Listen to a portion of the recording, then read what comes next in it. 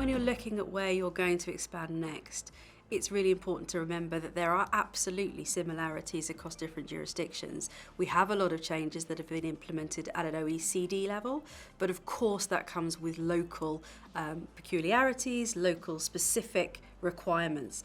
However, looking at those areas where the C-suite are looking predominantly to expand into, there are some common themes that come out of all of those.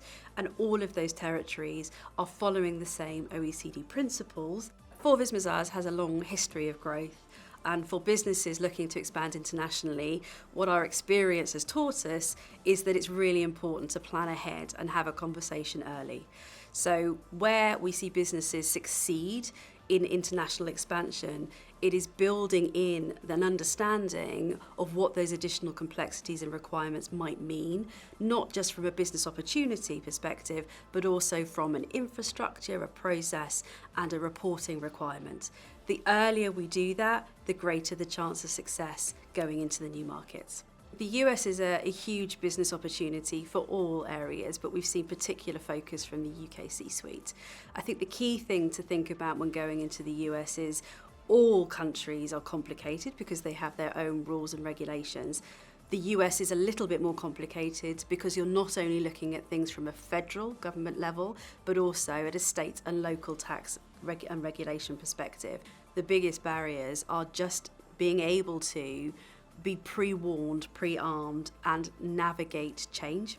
So it's not just the geopolitical environment we're talking about. There's changing landscape from a tax regulation perspective, a reporting perspective, and coupled with the fact that each jurisdiction will adopt that in its own way.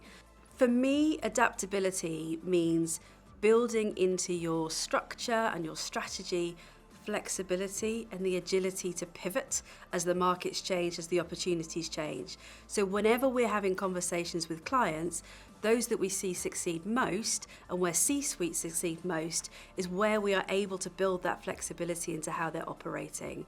I think the stats that we see coming out of the C-suite report really reflect the conversations we're having with clients. Every conversation we have starts with, how can I help my business adapt to what's happening from a geopolitical perspective, what's happening from a regulatory requirement, how do I take advantage of new markets, how do I get the governance and oversight as those changes come into play, and who can I work with who can really support me in that growth strategy.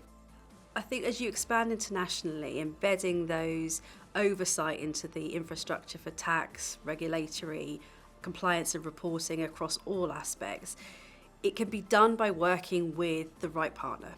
So using a system that enables you to have really clear oversight at your fingertips as to what the requirements are, where you are in terms of that process.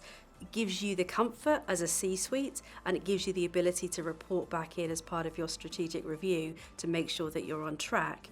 But crucially, it's finding the right support who can proactively bring those changes to you and work alongside you to adapt those into how you are operating.